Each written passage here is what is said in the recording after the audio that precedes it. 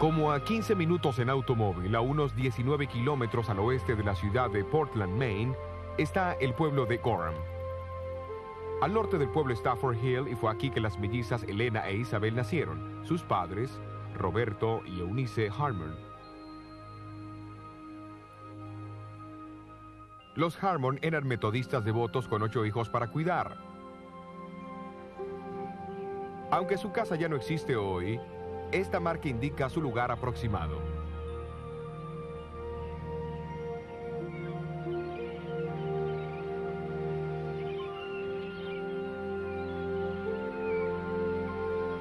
Más tarde, la familia se mudó a la ciudad costera de Portland, donde Robert Harmon continuó con su oficio de hacer sombreros y la pequeña Elena asistía a la escuela de la calle Brackett. Pero a la edad de 9 años, su vida tomó un rumbo dramático en las manos de una celosa chiquilla de la escuela. No vales nada, Elena. Te voy a agarrar.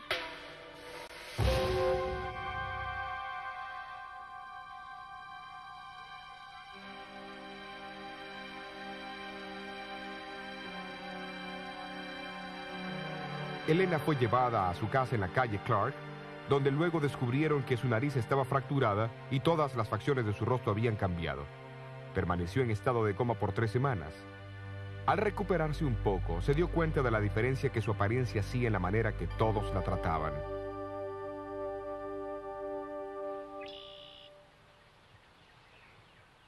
Elena Harmon trató de regresar a la escuela varias veces, pero los resultados del accidente casi la imposibilitaron estudiar y retener lo que aprendía. Su mano temblaba tanto que no podía mejorar su caligrafía y con gran disgusto finalmente abandonó todo esfuerzo para recibir una educación formal. Durante ese periodo de soledad y desánimo, pasó muchas horas placenteras aquí en el bosque de Deering Oaks.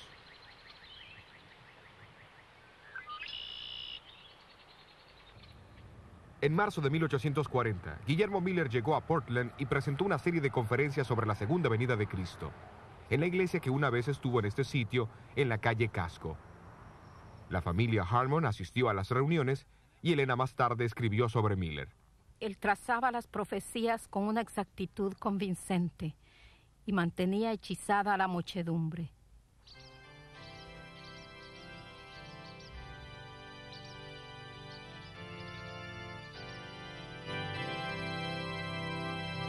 En junio de 1842, Elena Harmon y otros 11 fueron bautizados y recibidos en la iglesia metodista que antes se encontraba cerca de esta iglesia metodista en la calle Chestnut.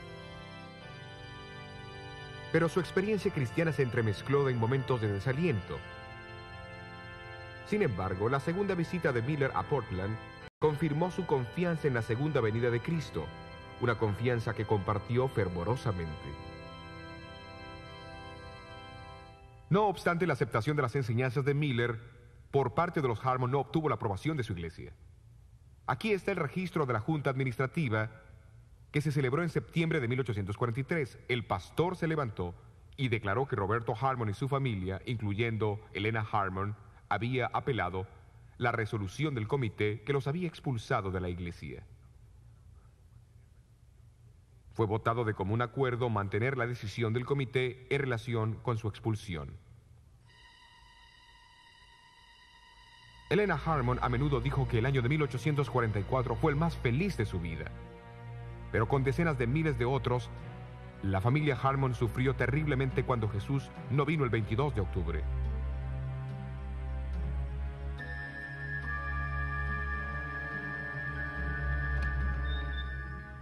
Para diciembre de 1844, la mayoría de los creyentes adventistas abandonaron su confianza en la validez del 22 de octubre.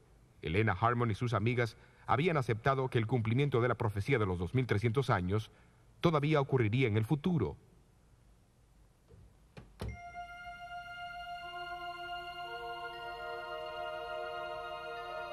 Fue en ese mismo mes que Elena recibió algunas de las casi 2000 visiones y sueños proféticos que Dios le daría en los próximos 70 años.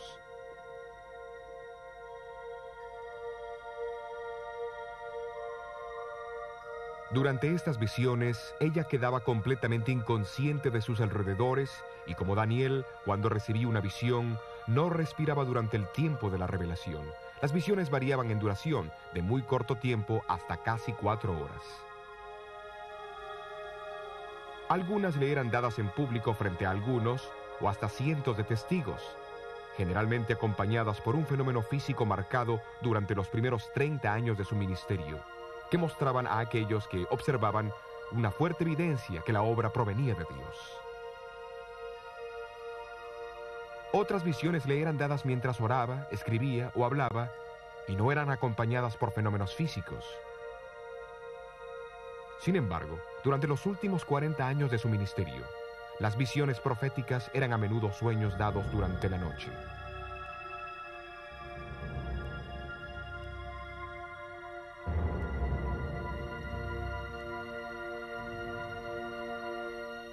J.N. Loughborough, un pionero de la iglesia, pudo ver a Helena teniendo visiones públicas más de 50 veces. Él escribió que al comienzo de la visión la palabra gloria era repetida 3 veces, pero cada vez con más debilidad.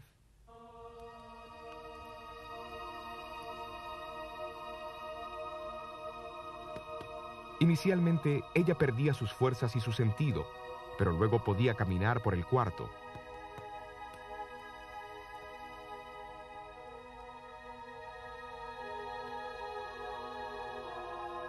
A veces hacía gestos con sus brazos y manos, aunque los presentes no podían moverlos de ninguna manera.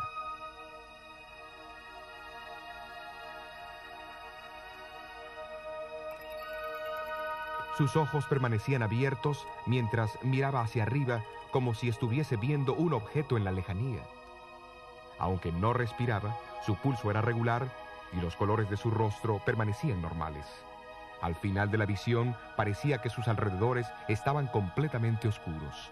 Su capacidad para ver hasta los objetos más brillantes volvía gradualmente.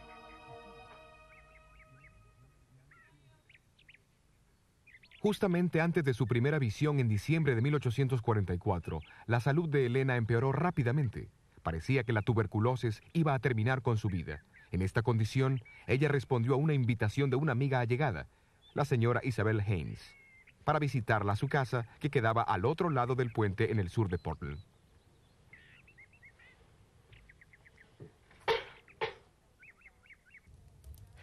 Alabad a Jehová, invocad su nombre, haced notorias sus obras en los pueblos, cantadle salmos, hablad de sus maravillas, gloriaos en su santo nombre, alégrese el corazón de los que buscan a Jehová. Arrodillémonos para orar.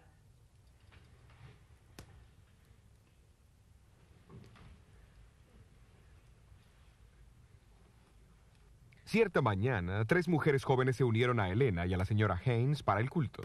Cuando se arrodillaron para orar, el poder de Dios descendió sobre Helena y fue envuelta en una visión de la gloria de Dios. Experimentó la sensación de ascender más y más sobre la tierra. Se dio vuelta para buscar al pueblo adventista del mundo, pero no pudo encontrarlo. Mirando hacia arriba, vio un sendero recto y angosto en el que viajaban hacia la ciudad santa. Detrás de ellos había una luz brillante que el ángel le dijo que representaba el clamor de la medianoche del movimiento seguidor de Miller. Esta luz brillaba por todo el sendero y los prevenía de caerse. Al frente vieron a Jesús guiándolos hacia la ciudad y como a Pedro sobre las aguas, estarían seguros mientras mantuvieran sus ojos en él. Mientras la visión seguía, vio la segunda venida de Jesús junto con la resurrección del pueblo de Dios. También pudo presenciar la ascensión a la Nueva Jerusalén y vio algunas de sus maravillas. Cuando Helena compartió esta revelación con sus 4 amigas, pareció contestar algunas de las preguntas que las preocupaban. ¿Había Dios dirigido la experiencia del gran chasco? ¿El 22 de octubre había sido un cumplimiento de la profecía o una gran desilusión?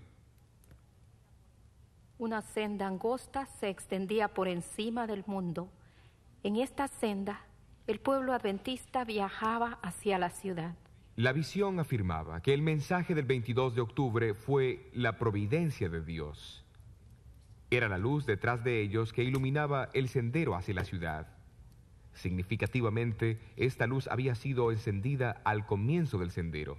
Ellos habían esperado que ésta hubiese marcado el final del mismo, pero era bueno saber que Jesús conocía toda la experiencia y continuaría guiando a todos los que fijasen sus ojos en él. Como una semana después, ella recibió una segunda visión donde Dios formalmente la llamó a ser su mensajera. También le fueron mostradas las pruebas y la oposición que enfrentaría. Esta visión la preocupó, pues estaba consciente de su juventud, timidez y constante enfermedad. También temió por su propio orgullo. Sin embargo, aceptó el apoyo divino y comenzó a compartir lo que él le había mostrado. En eso, abrí mis ojos y vi un sendero recto y angosto, trazado por encima del mundo. Entre aquellos que la escucharon en 1845 Por este sendero, estaba Guillermo Foy. Los adventistas viajaban hacia la ciudad que se encontraba al final del sendero. El Señor me mostró esa misma visión.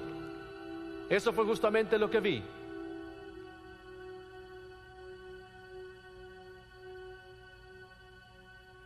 Durante la descripción de 2 horas de Elena, Guillermo Foy confirmó repetidas veces su visión.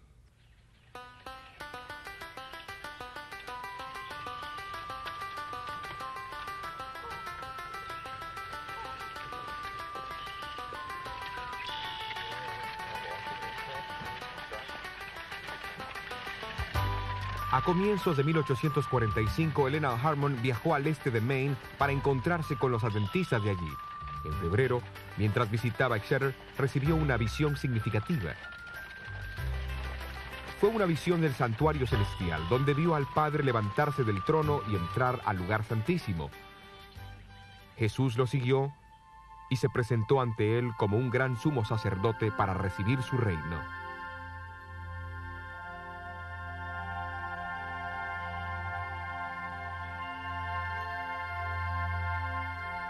Esta visión no fue publicada hasta el 14 de marzo de 1846 en un artículo de la Estrella del Día, unas 5 semanas después que Edson, Crozier y Hahn habían publicado los resultados de sus estudios bíblicos sobre el santuario. De manera sobresaliente, esta visión confirmó la explicación que ellos encontraron en los meses siguientes al 22 de octubre de 1844. Esta es una ilustración significativa de la relación que existe entre el don profético y el estudio de las Escrituras. El don no fue un sustituto para el estudio de la Biblia. Tampoco se obtuvieron las enseñanzas de la Iglesia de las visiones, sino que las visiones confirmaban los resultados del estudio bíblico.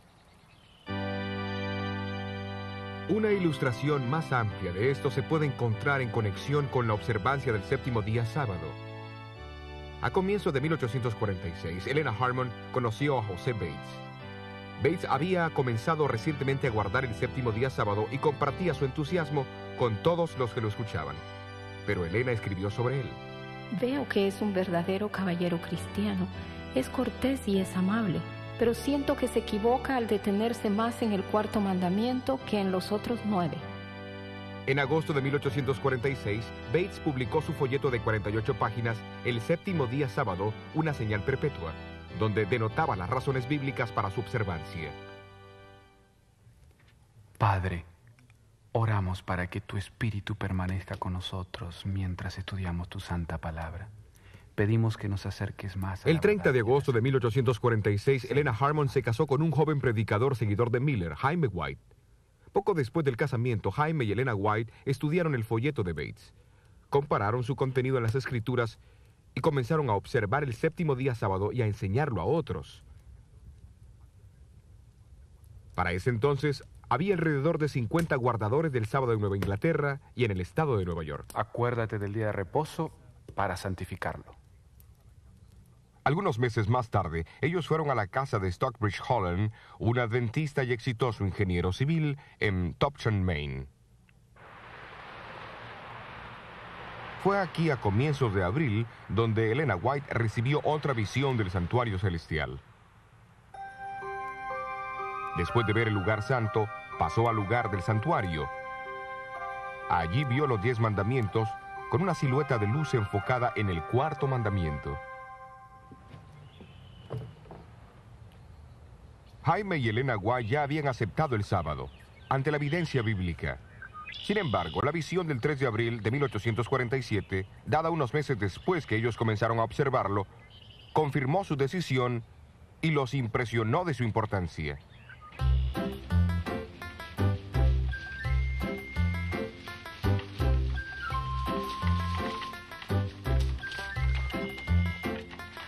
Mientras vivían en Topshan, los White aceptaron una invitación para asistir a una conferencia en Rocky Hill, Connecticut, en la casa de Alberto Belden.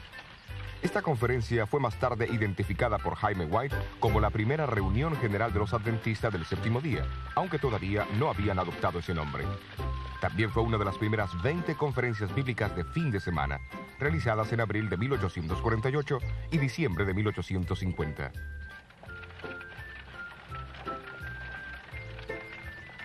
Fue durante estas reuniones cuando las enseñanzas principales de la Iglesia Adventista del Séptimo Día tomaron forma, usando los mismos métodos de Lutero en la dieta de Worms: escritura, razón y conciencia. Jaime y Elena White, José Bates, Hiram Edson y otros dirigieron los estudios bíblicos y las sesiones de oración que a menudo tomaban toda la noche. Es importante considerar el papel de Elena White en estas conferencias. Cuando el grupo llegaba a un punto en su estudio donde no podía progresar más, ella recibía una visión donde se le presentaba una clara explicación de los versículos estudiados. Sus contribuciones fueron particularmente impresionantes, porque todos sabían que mientras no estaba en visión, ella no podía entender su razonamiento. Es evidente que a través de la vida de Elena White, las visiones no le eran dadas para reemplazar el estudio de la Biblia. A fines de 1888 escribió: Dios quiere que vayamos a la Biblia para conseguir la evidencia de las Escrituras. Mientras los pioneros de la Iglesia se unían más y más en los grandes temas que estudiaban, comenzaron a ver la necesidad de publicarlos.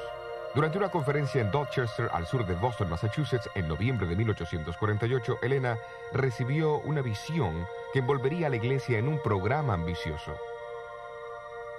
Después de la visión, Elena le dijo a su esposo que publicara un pequeño periódico y lo entregara a la gente. Desde ese pequeño comienzo, dijo haber visto como rayos de luz que iluminarían al mundo. Era un desafío impresionante para presentarlo a un puñado de pobres y nuevos creyentes. Al siguiente año, en 1849, este pequeño periódico, La Verdad Presente, fue publicado en Connecticut. Jaime White trajo 1000 copias a la casa de Alberto Belden, donde un pequeño grupo oró por la bendición de Dios. Al siguiente año, el periódico fue reemplazado por la revista y Heraldo del Segundo Advenimiento y el Sábado, conocida hoy como la Revista Adventista. Su mensaje es leído en todo el mundo.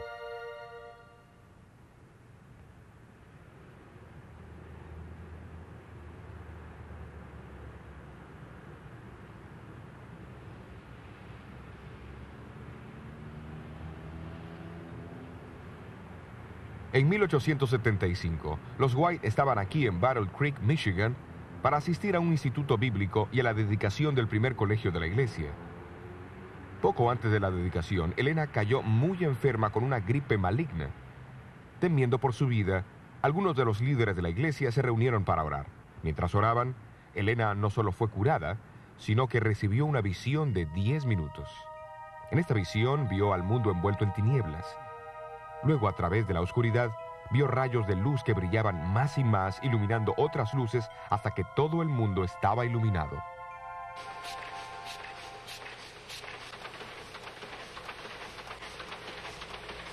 Más tarde, hablando de esta visión, ella mencionó que vio imprentas operando en todo el mundo. En ese entonces, la iglesia tenía una sola imprenta en Battle Creek. Intrigado, Jaime White la interrumpió y le preguntó si se acordaba de los nombres de los países donde había visto esas imprentas trabajando.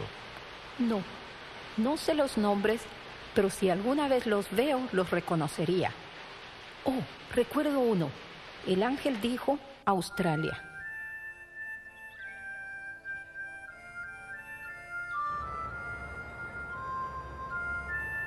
A fines de 1891, Elena White vino a Australia. Luego, después de llegar, visitó el establecimiento de la imprenta situado en Bess Street, Melbourne. Reconoció a las personas que operaban las impresoras y habló de las relaciones entre ellos. basándose en la revelación recibida 17 años antes.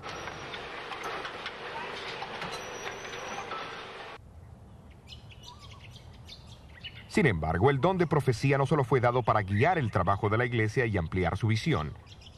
En Efesios capítulo 6, el apóstol Pablo advirtió a la iglesia que estaba ocupada en luchar contra los planes del diablo y contra las malicias espirituales en los aires.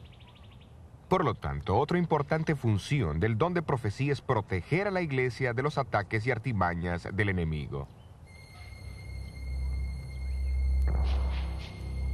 Viajando en carro a 10 minutos de la casa de Hiram Edson, se encuentra el lugar de nacimiento del espiritismo moderno en Hightsville, Nueva York.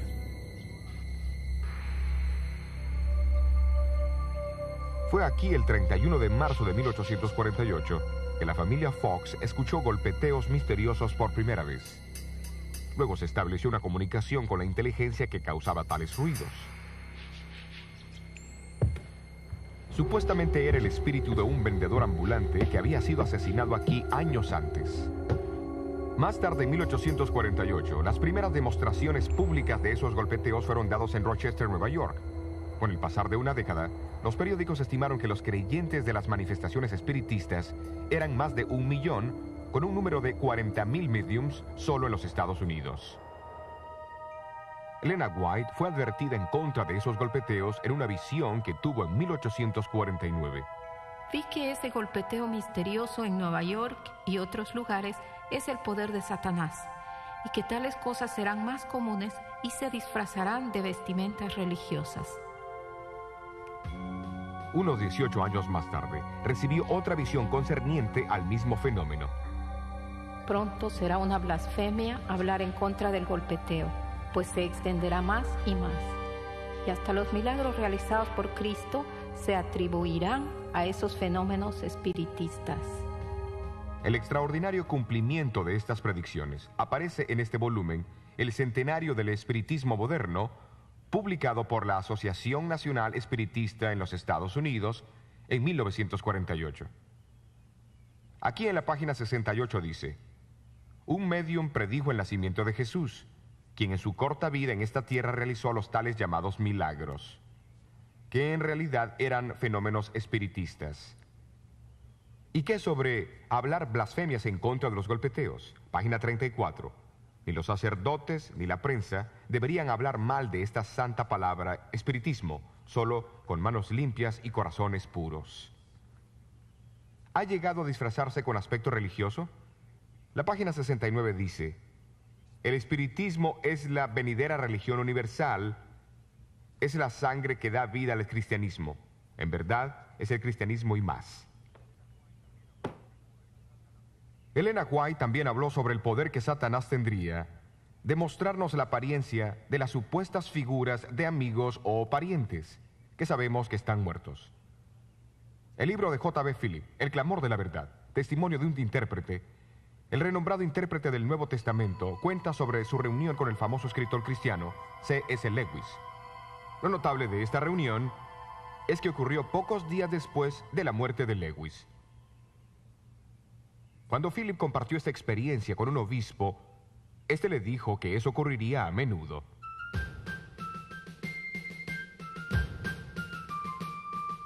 En 1861, Estados Unidos estuvo al borde de una crisis. Antes del sábado 12 de enero, 4 estados del sur se habían separado de la Unión, pero nadie esperaba la guerra.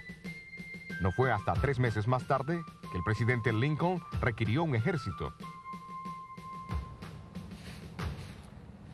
Pero Dios conocía el futuro y advirtió a su pueblo de lo que vendría. El sábado 12 de enero de 1861 era una feliz ocasión para la iglesia adventista del séptimo día de Parkville, Michigan. Su nuevo edificio sería dedicado y varios de los líderes denominacionales estaban presentes, incluyendo a Jaime y Elena White. Por la tarde, cuando estaba por terminar su discurso, Elena White recibió una visión que duró unos 20 minutos. Al ser invitada a contar lo que había visto, ella solemnemente anunció que otros estados se unirían a la separación y habría una terrible guerra. Describió los sonidos y los hechos de las batallas y el sufrimiento de los prisioneros enfermos y heridos en los hospitales. vio hogares agonizando la pérdida de esposos, hijos y hermanos. Entonces, mirando los rostros de la congregación, hizo una pausa. Hay personas aquí que perderán sus hijos en esa guerra. 3 meses después de la visión de Parkville, los primeros tiros fueron disparados y la nación se lanzó a la agonía de la guerra civil. Se perdieron más vidas americanas que en todas las otras guerras combinadas. Como 5 familias de las que estuvieron presentes en aquella tarde de 1861 perdieron hijos en la guerra.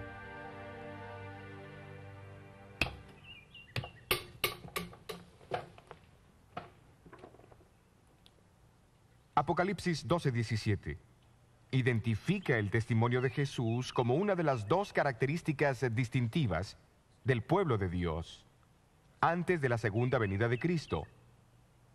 ¿Qué es el testimonio de Jesús? En Apocalipsis 19, Juan cita a un ángel diciendo que el testimonio de Jesús es el espíritu de profecía. Y en Apocalipsis 1, Juan explica lo que él describe como profeta es un mensaje proveniente de Dios a través de Jesucristo dado por su ángel. Y así las palabras de un profeta son llamadas el testimonio de Jesús porque provienen de Jesús y no del profeta. Un ejemplo vivido de este proceso a través de Elena White puede verse en las tempranas experiencias de la iglesia de Washington, Nueva Hampshire. Fue aquí, en 1844, donde Guillermo Farnsworth declaró su intención de guardar el séptimo día sábado, y aquí se estableció una congregación guardadora del sábado.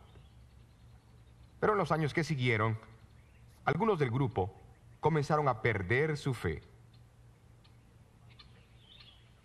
El mismo Guillermo Farnsworth volvió a usar tabaco, y otros miembros de mayor edad se volvieron cínicos y criticones.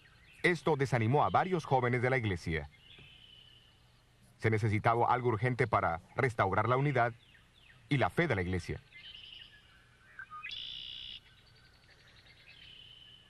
Justamente antes de la Navidad de 1867, los White y J.N. Andrews visitaron Washington.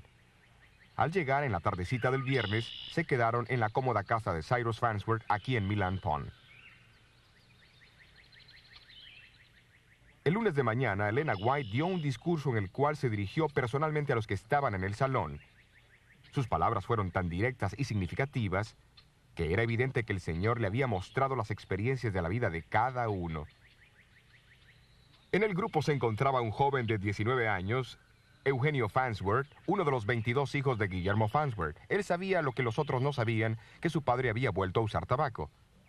Si es una mensajera de Dios, pensó para sí, ella sabrá lo de mi padre. Poco después, la señora White se dirigió a Guillermo y le dijo que había visto en visión que él era un esclavo del tabaco, y dijo que él estaba tratando de engañar a todos diciendo que había abandonado el vicio.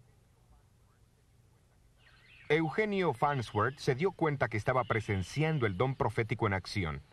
Después que Elena terminó de hablar, todos los concurrentes testificaron a favor de las verdades reveladas a ella. Con arrepentimiento, rededicaron sus vidas a Dios. 18 jóvenes también se entregaron a Cristo. 9 de los 18 llegaron más tarde a ser obreros de la iglesia, y entre ellos estaba Eugenio Farnsworth. Él sirvió como evangelista y administrador de la iglesia en los Estados Unidos, Australia, Nueva Zelanda e Inglaterra.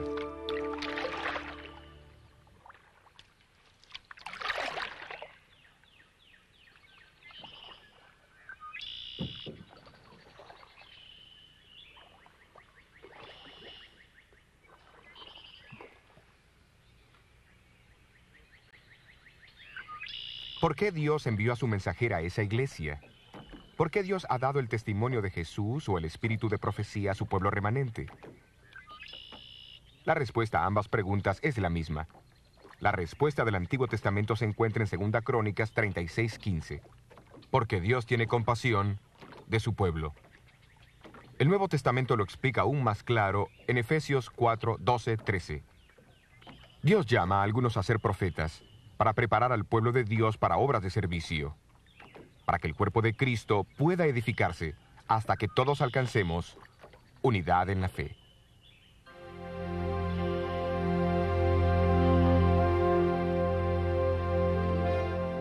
Elena Goldwhite, esposa, madre, escritora y mensajera de Dios. Elegida aunque era la más débil de los débiles, llegó a ser una torre fuerte para un pueblo llamado por Dios en los últimos días de la historia de este mundo. La Iglesia Adventista del Séptimo Día.